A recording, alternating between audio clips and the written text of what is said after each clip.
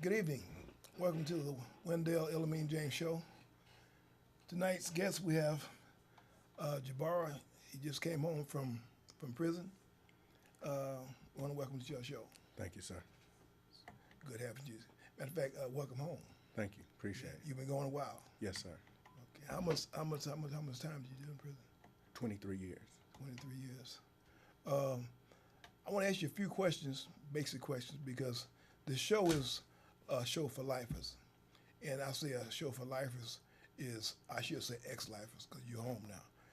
And the show is a show that we want to let society know who we are, opposed to who we were before we went to prison. So the show is basically to give the community, give society, us who we are today. So I'm going to ask you basic questions. You went to prison for what, and what was your sentence? What was your crime? Yes, sir. I was sentenced to 32 years of life for conspiracy to commit murder and 3 attempted murders. I did 23 years off of the 32 years of life. Okay. And which county was you sentenced from? I was out of San Mateo County. San Mateo County. I'm originally out of East Palo Alto. Okay. And you went to prison. At what age were you when you went to prison? I was 21 when I committed the crime. I think 23 or 24 when I was committed to San Quentin. Okay. And going into prison, had you ever been to prison before? No, sir. Okay, this was your first time in prison. Yes, sir. So going into prison, you kind of like had to adjust your whole life. You had to start a new lifestyle somewhat going into prison. Yes, sir. I had been in the streets previously. I was selling drugs. So I had adapted somewhat of a shell. But going to prison, maximum security prison at such a young age, it made me have to kind of detach from the world in any sense of civility that I did have. Okay. So where'd you start your time? What prison did you start your time? Well, the reception center at that time was in San Quentin, and I was shipped from there to Calipatria, which is out in the desert between down close to the Yuma, Arizona, Mexico border. That's way down there. Yes, sir. Goodness, man, you're a long ways from home. Actually. 120 degrees every day. Is that right? Yes, sir. Oh, okay. Now, we wanna find out who you were going into prison. What kind of attitude you had going into prison. How did you adapt to prison life, and what made you change to who you are today? Well, I was a bitter young man. I had lost my best friend to a violent crime, and my other best friend was paralyzed. So my crime was a revenge crime, and I was also dealing with previous dysfunction in my own home. So I was upset. I felt treated unjust, although I had committed a horrendous crime. I was upset. I lost my family. I left my 3-year-old son and his mother out there. My father was in and out of prison, so that was the last thing that I wanted to do, is to leave my own son. Mm-hmm. So I had become everything that I said I wouldn't become. So I was very upset and bitter that I had become a failure, so to speak. Mm-hmm. So going into prison, at a certain time in your life, going into prison, you had to kind of like do something different. You made a change in your life, the way you were living, to more or less go in front of the board of prison turn to be found suitable to come home. Yeah, I had two epiphanies that I remember, and I remember one day I was on the weight pile, and it was just this big guy with the big muscles. That's when we were all driving iron in prison, and I looked and I saw this big guy walking, and I thought to myself that when I was younger, I admired people like him. Mm-hmm. And now I had gotten to that place where I had become him, or was working to become him. Mm. And I felt that I had been made a fool. I felt foolish. Mm. And that was the first time I had really began to despise the whole culture of prison. Mm. And so in despising the culture of prison, I had to come to despise the things in myself that had grabbed onto that. Mm. And another point, I was also working on my case. and I used to go to the law library every day. And I remember it was just a voice that said to me that God was not going to let me out of prison being the same person that I was. And I was still that same person. It took years. You know, it's like an onion. You have to peel back layers. And so it took years for me to begin to come up out of the anger and the resentment and things. But those two instances in my life were pivotal for me. Okay. They were pivotal for me. Okay. So at what time in your life did you start going to programs? You start doing something different opposed to what you did when you first came to prison? Well, around that time, I've always been a history buff. Always loved history. So I began to study a lot of history. I began to do a lot of reading. And I began to associate with those people who had those types of books, who studied that type of material, who I could discuss those things with. So that naturally kind of took me away from the criminal element or the guys that were just kicking it, just doing time. It I gravitated towards those guys that were developing themselves, educating themselves. And so with that, it wasn't just about having a bunch of information. It was really about becoming a better person. So I would say that was about 1996, 1997. Okay. Yes, sir. Okay. Yeah, because a lot of times when in prison, see, people in society, and I agree with some of what they're saying. Some people go to prison, and that's where they should be, you know. And people go to prison, they start driving iron, and they become these monsters in prison, and that's what they should be, you know. Well, for some people should be in prison, but a lot of people go to prison and they become educated. They educate themselves. They go to school to get education, and we do what they call the metamorphosis. We change from who we were going into prison, and we become who we are now coming out of prison. Yes, sir. So this is what we want society to know who we are today. Yes, you know, we're not the same person that went in years ago. We temporarily went insane. We did whatever crime we did. We took somebody's life. We did a horrendous crime. One of the worst. It is the worst crime that is to take somebody's life. But we went temporarily insane and then we came back. But they got some people been in society all their life. They've been insane all their life, you know, and they're still here. You know, they never wake up. So we did the metamorphosis. We woke up. We went into this a society within the society itself, prison, because the prison has everything that we have out here. You know, they got the banks, got the Safeways, got everything that we have out here. But we went into society and we did the metamorphosis and we woke up and we're back in society, and this is what the show is about. We've never had a show that lifers can come on and express themselves, tell society who we are today, and that's what we're doing today. So that's why I invited you onto the show, because people need to know who you are today. Yes, sir. And I appreciate that. Right. We need to know who you are today. So this is why, you know, you're here. We want you to let them know that when you came home from prison, we went into transitional housing. Yes, sir. Right. You went into transitional housing. But before that, you had to go in front of Board of Prison Terms, and you had to prove to the Board of Prison Terms that you're suitable. You're not the same person you were when you first came into prison. Yes, sir. And going in the front of the Board of Prison Terms, it ain't no easy task to prove to them that you're suitable. That's right. You see what I'm saying? These people got to sign their name on a piece of paper and allow you to go back into society one more chance. Okay, one more chance at getting it right. So you did that. You know, so how many times did you go in front of the Board of Prison Terms before they found you suitable to come home?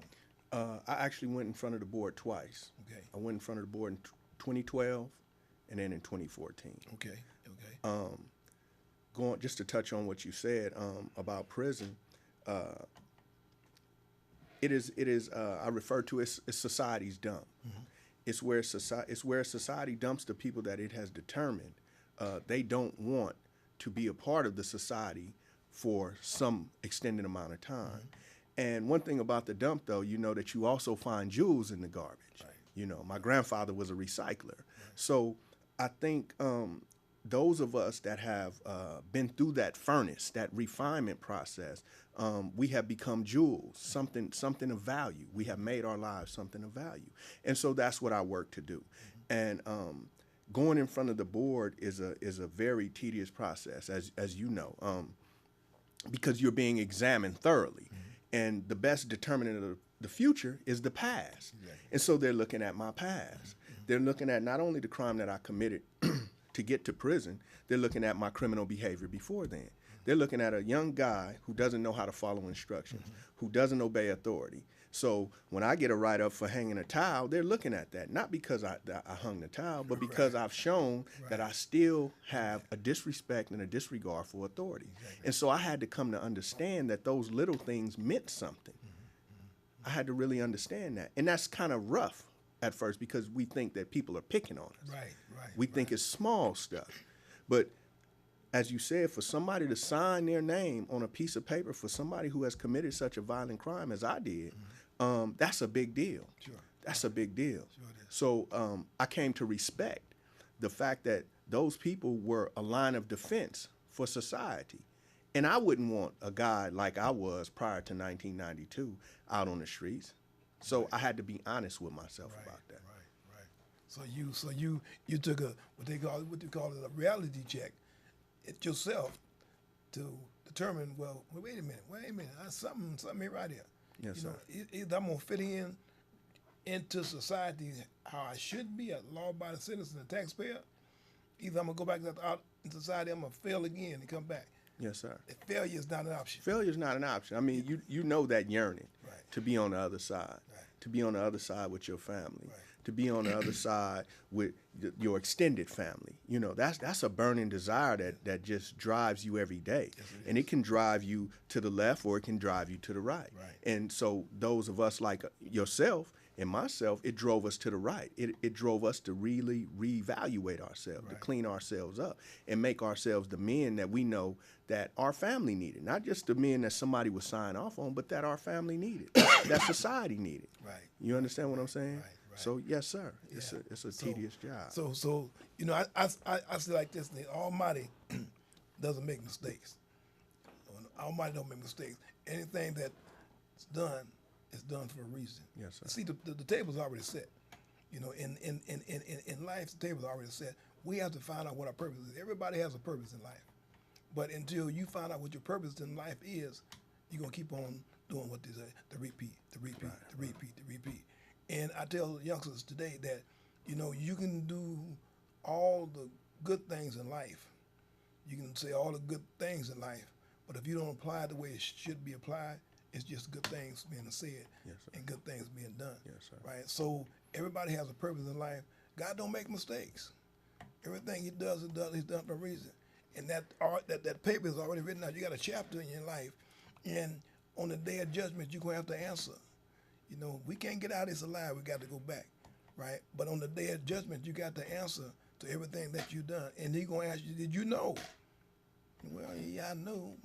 But, no, ain't no buts to it. Did you know? Okay, yeah, I knew. Okay, well, you got to pay the piper then. Yes, sir. So what we have to do now is that we back in society. You came back to society. You was found suitable for parole. You came home. They allowed you another shot at society. So you was allowed to come home. Now you have opportunity to get it right the way it should be. Yes, sir. Right? You got family love you. You know, you got a purpose in life. So let society know what you're doing now. You come out to Health Right 360. Yes, sir. You're in a program. Tell us about the program. Yes, sir. Health Right 360 for me at this point in time is somewhat an extension of what I was doing in prison. The first 90 days is based on treatment. It's based on doing the classes and the courses of anger management and different types of classes that I may need. The next 90 days is about reentry. My life's crime happens to be my life's work. And one of the things that I found for me is that I didn't have any skills at resolving conflict. I didn't have any skills at peacemaking. And so one of the things that I want to do, as I was sharing with you earlier, is I'm going back to school to get my BA, and I'd like to attend a master's program on conflict resolution and peacemaking, because I believe that the youth need an avenue where they can mediate issues that may come up. And I want to deal with the youth, Elamine, before they get to the older age. I want to deal with them younger, because conflict resolution skills are skills that we should learn in our youth. Exactly. However, once we get older and we don't have those skills, then we resort to fighting, we resort to guns, we resort to all kind of violence and different things of that nature. And so that's one of the things that I want to do is I want to work with the youth in teaching conflict resolution skills and giving them a safe place to come and deal with their issues before they get to the violent crime and things of that nature. That's beautiful, man. That really is. That really is. We got people that go into the system. And I've known quite a few people that come home from prison after doing a long period of time, and they get out and say, "I'm done, man. It's over with. Right. It's about me now." Right. You know. And I mean, that when to hear that, after you go into the system and become conscious, to hear that, that's really sad. Yes, sir. You see, because when you come home, you see your loved ones, your family. Yeah. You see your nieces, your nephews, and they caught up. Yeah. You see, and if you don't save yours, you can't save nobody else's. You got to start with your own first. Yes, sir. I would like to say about that for me, going to prison was not me paying a debt to society. That was getting a dangerous person off the street. Exactly.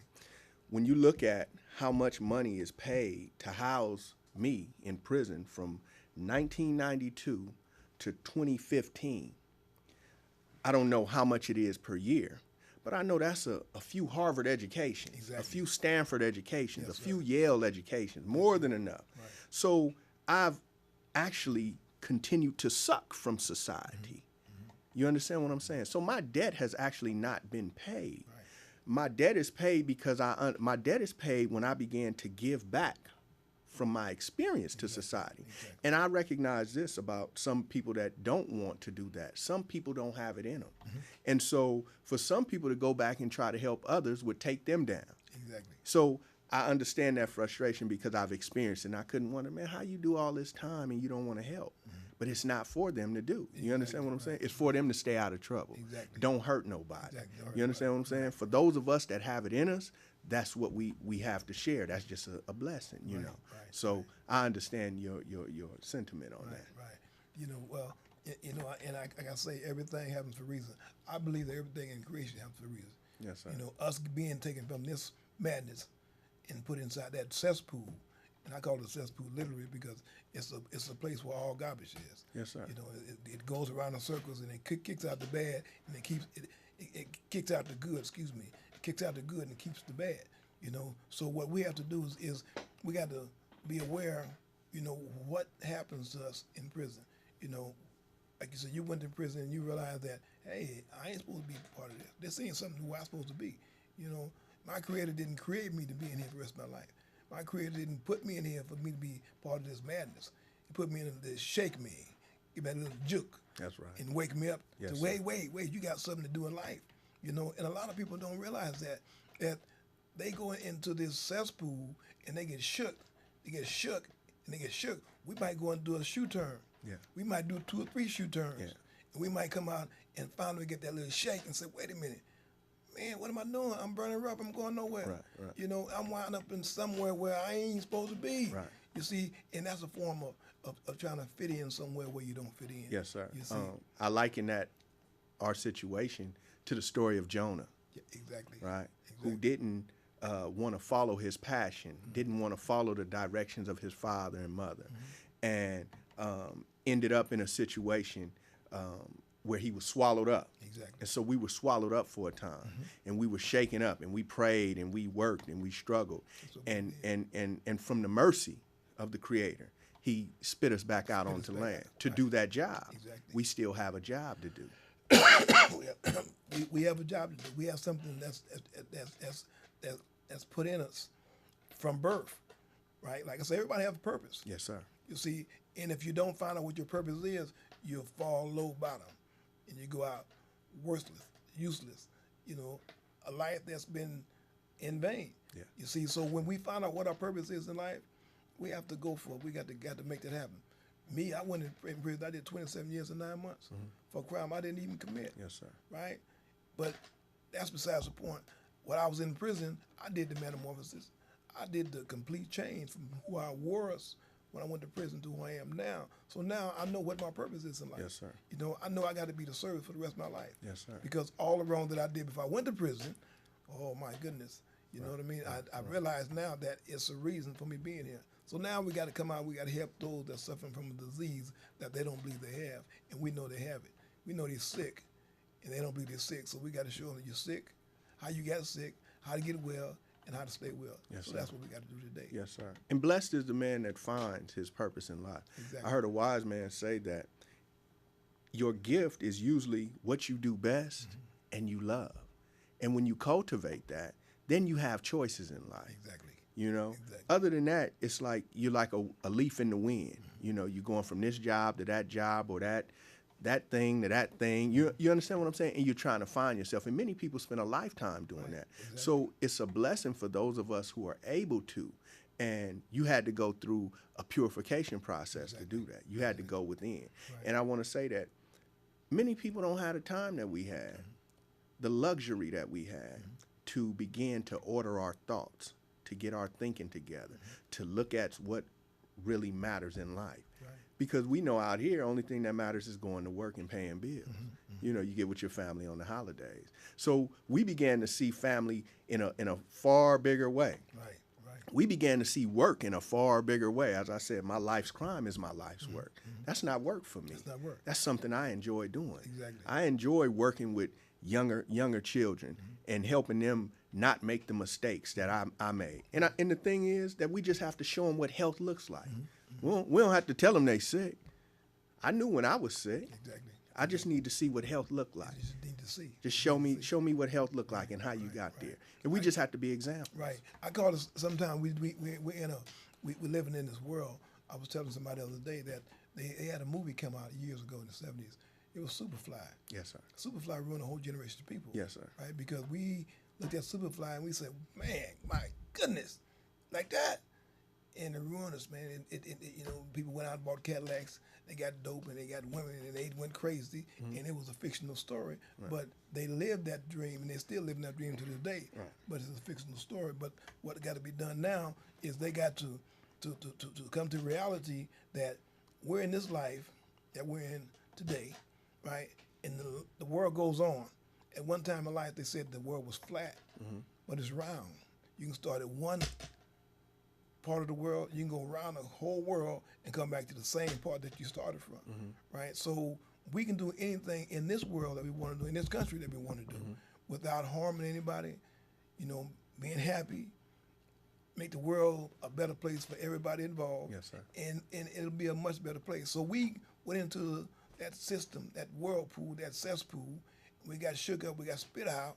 Now you're in the Wallen house, you're making progress, you're moving forward, you're about to go to school, you finna get an education, finna complete your education.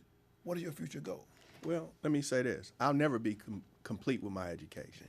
One thing I vowed is to stay in education, continue developing myself, continue studying, whether it's dancing, whether it's cooking or whatever, because I think that's where I made a big mistake in my life. I left school. I left school at an early age. And so leaving school, it cut my development off. And that cut off my access to the world. You talk about Superfly. Scarface was the movie of our generation, crack cocaine and so forth. And his motto, or the motto of Scarface, was, the world is yours, right?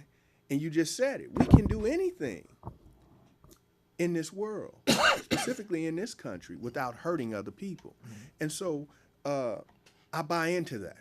I buy into that. And so I'm just going to continue to pursue my education and really just enjoy life, enjoy my family. It's going to continue to be a growing process with connecting with family members that weren't even born when I was gone. You understand what I'm saying? And being an example, showing that the world is theirs. That's right. If they go about it the right way. Go about it the right way. Yes, sir. Go about it the right way.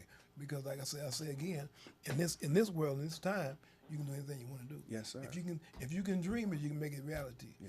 You know, if you see something, you can make it happen. Yes, sir. You know, I mean, dreams are dreams to become true. Yes, sir. You know, so anything that you can dream or you can think about it, you can make it happen. Yes, sir. You know, we got a black president. That's right. Ain't never happened before. It probably won't never happen again, but we got one. So you can show that there. Yes, you can do anything you want to do in this world, in this country. Yes, sir. You know, so you know, today we're gonna really give you a kudos, a shout out for you being home. You made it back, brother.